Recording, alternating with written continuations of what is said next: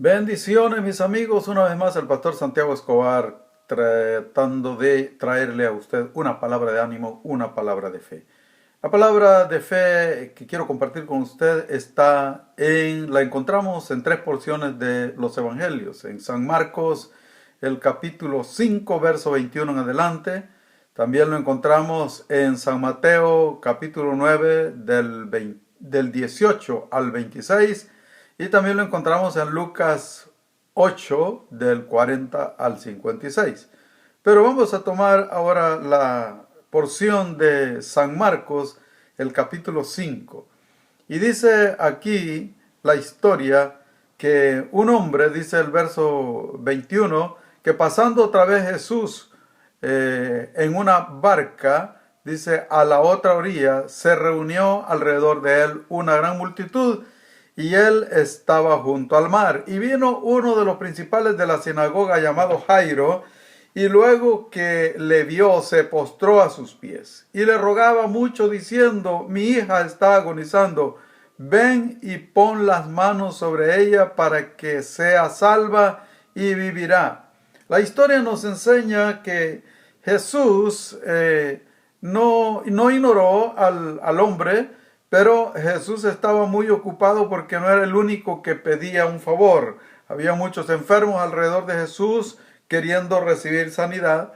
Incluso dice aquí que mientras este hombre llegó y se postró a los pies de Jesús pidiendo misericordia, una mujer también venía arrastrándose por en medio de la multitud buscando tocar a Jesús, porque esta mujer tenía 12 años sufriendo con flujo de sangre. Muchas cosas estaban sucediendo al mismo tiempo, pero este hombre seguía ahí clamando, seguía ahí pidiendo, esperando que Jesús lo atendiera, porque tenía una gran necesidad. Jesús atendió primero a la mujer de flujo de sangre, la sanó, la mandó sana para su casa, pero Jairo seguía ahí esperando que Jesús lo atendiera. Y para colmo, aparte de que pareciera como que Jesús estaba ocupado en otras cosas y no lo iba a atender, pero aparte de eso, en ese momento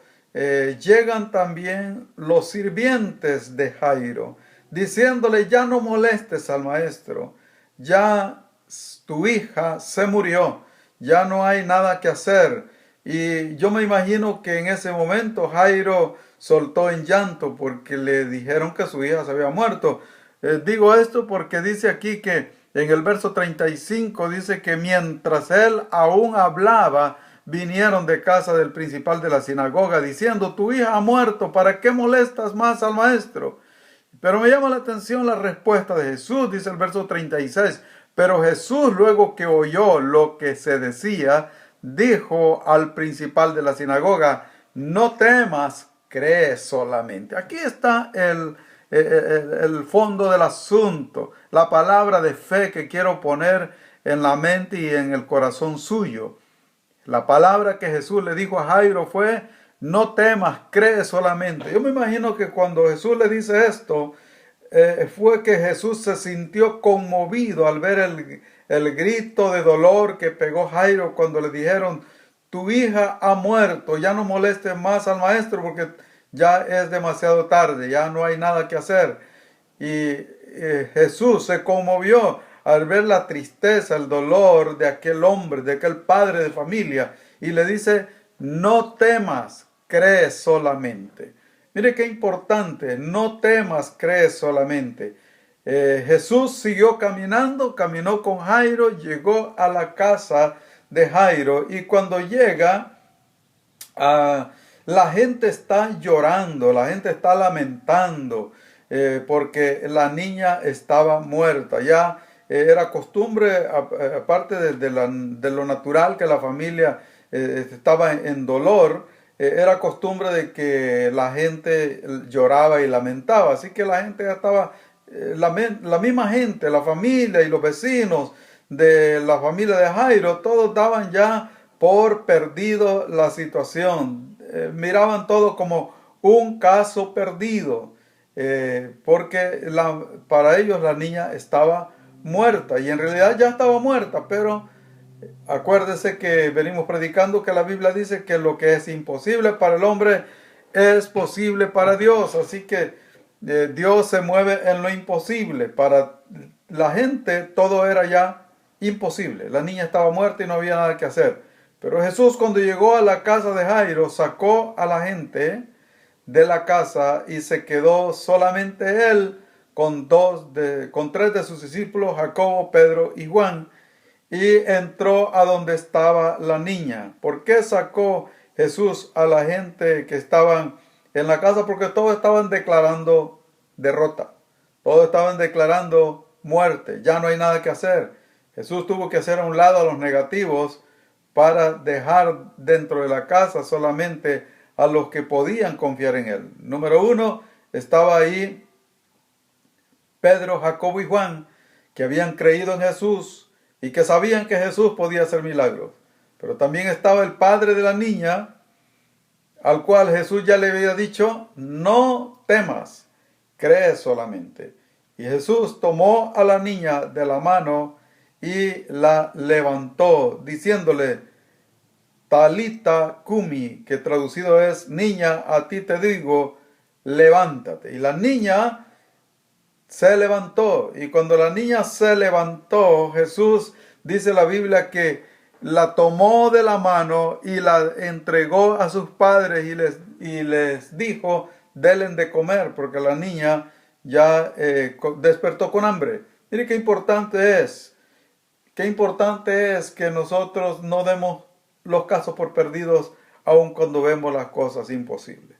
Para Dios todo es posible. Quizás usted está enfrentando una situación en donde un familiar suyo está quizás en un hospital agonizando, quizás lo tienen con respirador artificial, con tubos en la boca, pero usted no declare muerte, usted declare vida. Usted siga creyendo que Dios puede sanarlo, puede levantarlo, porque yo también he mirado muchas personas que están en una situación de esas y Dios los ha levantado.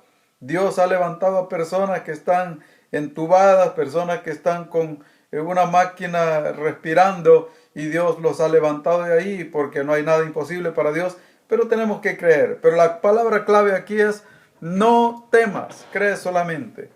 El temor llega a nuestras mentes, a nuestros corazones, es parte de nuestra naturaleza al sentir miedo, pero no debemos de permitir que el miedo nos controle al grado de que controle nuestra mente y nuestra lengua para pronunciar palabra negativa. No, nosotros debemos de seguir confiando en Dios y declarar palabra positiva, aunque lo que estemos viendo sea negativo, porque nosotros no andamos por lo que vemos, sino por la fe, porque por fe andamos y no por vista, dijo el apóstol Pablo. Entonces declaremos palabra de fe.